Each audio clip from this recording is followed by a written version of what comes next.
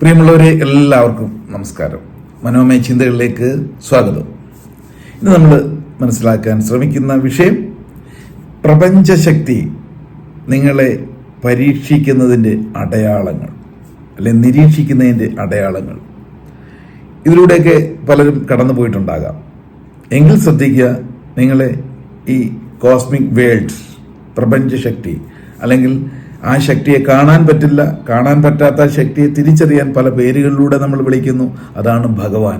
ഭജിക്കാൻ പറ്റാത്ത, വിഭജിക്കാൻ പറ്റാത്ത ഊർജ സ്രോതസ്സാണ്, സർവശക്തനാണ് പ്രപഞ്ചം, അല്ലെങ്കിൽ ദൈവം. ദൈവത്തിന് പല പേരിട്ട് വിളിക്കുന്നു. ആ പെർസ്പെക്റ്റീവിലാണെങ്കിൽ അങ്ങനെ. ഏതായാലും നിങ്ങളെ നിരീക്ഷിക്കുന്നുണ്ടെങ്കിൽ, പരീക്ഷിച്ചിട്ടുണ്ടെങ്കിൽ, ഇനി ഞാൻ പറയാൻ പോകുന്ന ചില കൺഫ്യൂഷൻസ് നിങ്ങളിൽ പലർക്കും ഉണ്ടായിട്ടുണ്ടാകും. ഇനി അതിനെന്താണ് ചെയ്യേണ്ടത്?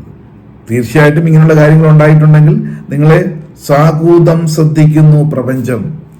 പ്രപഞ്ചത്തിന്റെ കണ്ണിൽ നിങ്ങൾ പെട്ടിട്ടുണ്ട്. അത് നമ്മുടെ അനുഭവങ്ങളിലൂടെ തിരിച്ചറിയാനുള്ള വിശേഷ ബുദ്ധിയും തന്നിട്ടുണ്ട്. ആ വിശേഷ ബുദ്ധിയിലൂടെ മനസ്സിലാക്കുക. അല്ലാതെ ഒരു ഡിപ്രഷൻ മോഡിലോട്ട് പോയിട്ട് കാര്യമില്ല. പലർക്കും ഈ ആത്മീയ വിഷാദം ഉണ്ടാകാറുണ്ട്. കാരണം കൺഫ്യൂഷൻ വരുമ്പോഴാണ്. എൻ്റെ അടുത്ത് തന്നെ പലരും ഈ സ്പിരിച്വൽ കൺസൾട്ടേഷനും അല്ലാതുള്ള പ്രശ്നങ്ങൾ പരിഹരിക്കാൻ വരുമ്പം പലരും പറയുന്നത്, മെഡിറ്റേഷനൊക്കെ ഇരിക്കുമ്പം വല്ലാത്തൊരു അനുഭൂതി വരുന്നു, ഭയം വരുന്നു, ശരീരം പൊള്ളുന്ന പോലെ തോന്നുന്നു, ശരീരത്തിന് ഏതെങ്കിലും ഭാഗത്ത് ഒരു തരിപ്പ് പോലെ കയറി വരുന്നു. ഇതിനെപ്പറ്റി ചിന്തിച്ച് വിഷാദത്തിലേക്കൊക്കെ വരും. അപ്പൊ ഇതെല്ലാം എന്തുകൊണ്ടായെന്ന് ചോദിച്ചാൽ, പ്രപഞ്ചം, ആ പ്രപഞ്ചത്തെ അറിയാനുള്ള നിങ്ങളുടെ വാസനയെ നിരീക്ഷിക്കുകയാണ്. ആ കൺഫ്യൂഷൻ ആക്കുകയാണ് ചെയ്യുന്നത്. അതിൽ പ്രധാനമായിട്ടും അറിയാനുള്ളത്, ഈ ആന്തരികമായ ഒരു ശൂന്യത പലപ്പോഴും പലർക്കും അനുഭവപ്പെടാം. അകത്ത് എന്തെന്നില്ലാത്തൊരു ശൂന്യത, ഒരു വ്യർത്ഥമാണോ ജീവിതം, അല്ലെ എന്തിനിങ്ങനെ ജീവിക്കുന്നു, വലിയ വലിയ ഫിലോസഫിക്കലായിട്ടുള്ള ചിന്തകളൊക്കെ കയറി വരും. കാരണം നിങ്ങളെ കൺഫ്യൂഷൻ ആക്കുന്നതാണ്. പണ്ടുണ്ടായിരുന്നില്ല ഇതൊന്നും, പക്ഷെ ഇപ്പം അങ്ങനെ ഒരു തോന്നൽ വരിക. പിന്നെ നമ്മൾ ചെറുപ്പം മുതൽ മതപരമായിട്ടോ അല്ലാതെ വിശ്വസിച്ച ദൈവങ്ങൾ, ആ ദൈവത്തിന് ഇപ്പം എന്നെ വേണ്ട, എന്നോട് ഒരു കരുണയും കാണിക്കുന്നില്ല എന്നുള്ളൊരു ചിന്തയൊക്കെ വരിക. ക്വസ്റ്റ്യനിങ് എന്ന് പറയും. നമ്മൾ നമ്മുടെ മാതാപിതാക്കളെ ഇടയ്ക്ക് ചെറുപ്പത്തിലൊക്കെ വളർന്നു വരുന്ന കാലത്ത് ക്വസ്റ്റ്യൻ ചെയ്യാറില്ലേ? ക്വസ്റ്റ്യൻ ചെയ്യുമ്പോഴാണ് മാതാപിതാക്കളെ ശ്രദ്ധിക്കുന്നത്. നിങ്ങളിൽ നിന്ന് സാധനം വന്നുകൊണ്ടിരിക്കുന്നു. അപ്പോഴാണ് പ്രപഞ്ചത്തിന്റെ ശ്രദ്ധ നിങ്ങളിലേക്ക് കൂടുതൽ വരിക. മറ്റൊന്ന്, മുൻപുണ്ടായിരുന്ന പോലെയുള്ള വിശ്വാസങ്ങളൊക്കെ കുറേശ്ശെ ഒന്ന് കുറയുകയും നിങ്ങൾ വിശ്വസിക്കുന്ന മതപരമോ ആത്മീയപരമായിട്ടുള്ള മറ്റേ വിർച്വൽസിനൊന്നും വലിയ കഥയില്ല എന്ന് ഒരു തോന്നലൊക്കെ വരിക. അതിന്റെ ലോജിക്ക് എന്ത് എന്നുള്ള സംശയം കയറി വരും. ഇതൊക്കെ നിങ്ങളെ പ്രപഞ്ചം നിരീക്ഷിക്കുന്നതിന്റെ സൂചനയാണ്. അത് നമ്മൾ റൈസ് ചെയ്യുന്നതാണ്. മറ്റൊന്ന്, നമുക്ക് എപ്പോഴും പല പല കാര്യത്തിന് കുറ്റബോധങ്ങൾ വരും. എന്ന് പറഞ്ഞാൽ, ഞാൻ ചെയ്യുന്ന കാര്യം ശരിയാണോ, അല്ലെങ്കിൽ ഞാനൊരു സ്പിരിച്വലായിട്ടുള്ള ആത്മീയമായ കാര്യങ്ങളൊക്കെ വാല്യൂ കാണുന്ന ആളാണ്, ഞാൻ ഇപ്പം ജീവിതത്തിൽ ചെയ്ത പല കാര്യങ്ങളും ഒക്കെ അതിന് വിരുദ്ധമാണോ എന്നുള്ള ചിന്ത. എന്നാൽ നമ്മൾ ഭൗതികത്തിൽ പല കാര്യങ്ങളും വീണ്ടും വീണ്ടും ആവർത്തിക്കുന്നു. ചില ദുശീലങ്ങളൊക്കെ അത് സമയമാകുമ്പോൾ ചെയ്തും പോകുന്നു. പിന്നെ അതിനെപ്പറ്റിയുള്ള ദൈവം അത് കാണുന്നുണ്ടോ, ഇങ്ങനെയുള്ള കുറ്റബോധം ഇങ്ങനെ കൊണ്ട് നടക്കുന്നവർ പലപ്പോഴും എന്തായി മാറുന്നു, ചില വിഷാദത്തിലേക്ക്, സ്പിരിച്വൽ വിഷാദത്തിലേക്കൊക്കെ പോകാൻ ചാൻസ് ഉണ്ട്. ഇതെല്ലാം പല പല പരീക്ഷണങ്ങളുടെ ഭാഗമാണെന്ന് തിരിച്ചറിയും. മറ്റൊന്ന്, ഞാൻ എന്തെല്ലാം ചെയ്തു ദൈവത്തിന് വേണ്ടിയിട്ട്, അല്ലെങ്കിൽ ആത്മീയ കാര്യങ്ങൾക്ക് വേണ്ടിയിട്ട്, ഒരുപാട് ധനം ചെലവാക്കിയിട്ടുണ്ട്, വഴിപാടുകളും പൂജകളും ഒക്കെ നടത്തിയിട്ടുണ്ട്, എന്നിട്ട് എനിക്ക് എന്താ ഫലം തിരികെ തരാത്തത്? അതായത്, ഞാൻ അങ്ങോട്ട് വന്നിട്ട് എന്തുകൊണ്ട് എനിക്ക് തിരിച്ച് അതേപോലെ കിട്ടുന്നില്ല, അല്ലെങ്കിൽ എത്ര നാൾ ഞാനിത് ചെയ്തിട്ട് എന്ത് കാര്യം എന്നുള്ള ചിന്തകൾ ഇത് വിടാതെ പിടികൂടുന്നു. ഇങ്ങനെയൊക്കെയുള്ള ഒരു വിഷമഘട്ടത്തിലൂടെയാണ് നിങ്ങളുടെ മനസ്സ് പോകുന്നതെങ്കിൽ തീർച്ചയായിട്ടും പ്രപഞ്ചം നിങ്ങളെ നിരീക്ഷിച്ചുകൊണ്ടിരിക്കുകയാണ്. ഇതെവിടെ വരെ പോകും എന്നറിയാനായിട്ട്. പലരും ഈ പോക്കിൻ്റെ ഉള്ളിലാണ് പലപ്പോഴും ഒരു റിയാലിറ്റി, ഒരു റിയലൈസേഷനിലേക്ക് എത്തപ്പെടുക. അതിന് കാലവിളംബരം ഉണ്ടാകാൻ കാരണം, നിങ്ങൾക്ക് വീണ്ടും വീണ്ടും അവിശ്വാസം എന്ന് പറയുന്ന കാര്യങ്ങൾ അറൈസ് ചെയ്യുമ്പോൾ ഇങ്ങനെ പല വിധത്തിൽ അകത്ത് സ്വയം ഒരു കോൺഫ്ലിക്റ്റ് നടക്കും. പിന്നെ ചില കൺസെപ്റ്റുകളിൽ, ഞാനിങ്ങനെ അല്ലല്ലോ കേട്ടിരുന്നത് ആത്മീയതയുടെ കാര്യത്തിൽ, പ്രപഞ്ചത്തിന്റെ കേസിൽ, അല്ലെങ്കിൽ ഞാൻ വിശ്വസിച്ചിരുന്ന ഏറ്റവും കൂടുതൽ പണ്ഡിതന്മാരെന്നറിയപ്പെടുന്ന, അല്ലെങ്കിൽ അത് മഹത് ഗ്രന്ഥങ്ങളിലൊക്കെ പറഞ്ഞിരിക്കുന്നത് ഞാൻ മനസ്സിലാക്കിയതാണ്, അതാണ് ശരി പക്ഷെ ഇപ്പം ഞാൻ കാണുന്നു അനുഭവിക്കുന്ന വ്യത്യസ്തമാണെങ്കിലോ ഇവരിലൊരു കൺഫ്യൂഷൻ ഉണ്ടാകും. ചുരുക്കം പറഞ്ഞാൽ പ്രപഞ്ചം നിങ്ങളെ നിരീക്ഷിക്കുന്നുണ്ടെങ്കിൽ നിങ്ങളിൽ എപ്പോഴും കൺഫ്യൂഷൻ ഇട്ട് തന്നുകൊണ്ടേയിരിക്കും. കൺഫ്യൂഷൻ മാറുന്ന എപ്പോഴാണ്? റൈറ്റ് പാത്തിലേക്ക് ഇങ്ങനെ കുറെ പരീക്ഷണ നിരീക്ഷണത്തിന് ശേഷം ഒന്ന് നിങ്ങൾ സടകുടഞ്ഞ് എഴുന്നേക്കും. എപ്പോഴാണ് ആ എൻലൈറ്റനിങ് ടൈം എന്ന് പറയാൻ പറ്റത്തില്ല. ഇതിന്റെ എല്ലാം കൂടെ ഒരു ക്രോഡീകരണത്തിൽ ഒരു തീരുമാനത്തിൽ എത്തിച്ചേരും. അങ്ങനെയാണ് ഓരോരുത്തരും ഇതിനൊക്കെ ഒരു ശമനം വരുത്തുക.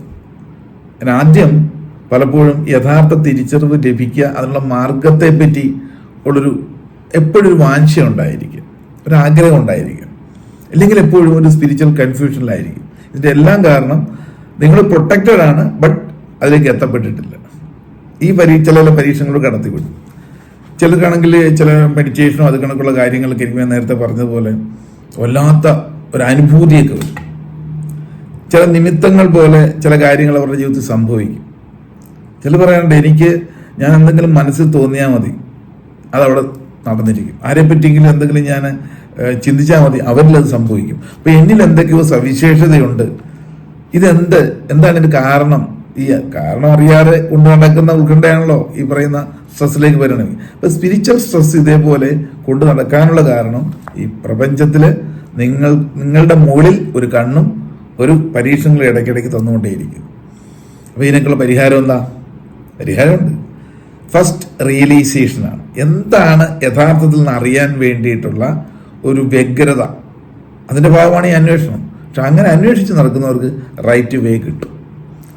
ഒന്ന്, ചിലർക്ക് ജന്മനാ തന്നെ ഈ ഒരു എൻലൈറ്റ്മെന്റ് കിട്ടും. ജനിക്കുമ്പോൾ തന്നെ അവർക്ക് വലിയ വിദ്യാഭ്യാസം ഒന്നും ഉണ്ടാകുന്നില്ല. ഈ പ്രപഞ്ചത്തിന്റെ രഹസ്യത്തെ സംബന്ധിച്ച് ഒരു നോളജ് അവരിൽ ലിങ്ക്ഡ് ആയിരിക്കും, കണക്റ്റഡ് ആയിരിക്കും സ്പിരിച്വൽ കോഡുമായിട്ട്. അവർക്ക് അത് ഓർത്ത് വെക്കുവാനും മറ്റുള്ളവർക്ക് പറഞ്ഞു കൊടുക്കാനും ഒക്കെ അവരെ മഹാത്മാക്കൾ എന്നൊക്കെ വിളിക്കും. രണ്ടാമത്തെ കൂട്ടർ ഇടക്കാലം കൊണ്ടായി ഇൻസൈറ്റ് കിട്ടുന്നവർ. അവര് വലിയ വിദ്യാഭ്യാസം ഉണ്ടാകണമെന്നില്ല, അലസ ജീവിതം നയിക്കുന്നവരായിരിക്കും. പെട്ടെന്നൊരു എൻലൈറ്റ്മെന്റ് കിട്ടും. അവിടെ തൊട്ട് അവർ പറയുന്ന കാര്യങ്ങളും ചെയ്യുന്ന പ്രവൃത്തിയൊക്കെ സാധാരണ മനുഷ്യർക്ക് ചെയ്യാൻ പറ്റാത്തതൊക്കെ അവർക്ക് ചുറ്റും പല അത്ഭുതങ്ങൾ പോലെ നടക്കും. ഇതൊക്കെ ആണോന്ന് എല്ലാവരും ആഗ്രഹിക്കുന്നു. ഒന്നില്ലെങ്കിൽ ജന്മനാ തന്നെ കിട്ടണം, അല്ലെങ്കിൽ ഇടക്കാലം കൊണ്ട്. അങ്ങനെ എത്തിക്കഴിഞ്ഞാൽ പിന്നെ കൺഫ്യൂഷൻ ഇല്ല അവിടെ. പിന്നെ മൂന്നാമത്തെ ഒരു സ്റ്റേജ് എന്ന് പറഞ്ഞാൽ ഈ ക്യൂരിയോസിറ്റി ആയിട്ട് നടക്കുന്നവർ റൈറ്റ് നോളജ് കിട്ടുന്ന ഒരു ഗുരുവിനെയോ അല്ലെങ്കിൽ ഒരു സംവിധാനത്തെയോ മനസ്സിലാക്കി അവിടെ പൂർണ്ണമായും അർപ്പിച്ചുകൊണ്ട് സ്വയം നമ്മുടെ ഉള്ള ആ സിദ്ധിയെ അല്ലെങ്കിൽ ഞാൻ ആരാണെന്ന് അറിയാനുള്ള പാതയിലെത്തി എൻലൈറ്റഡ് ആകും.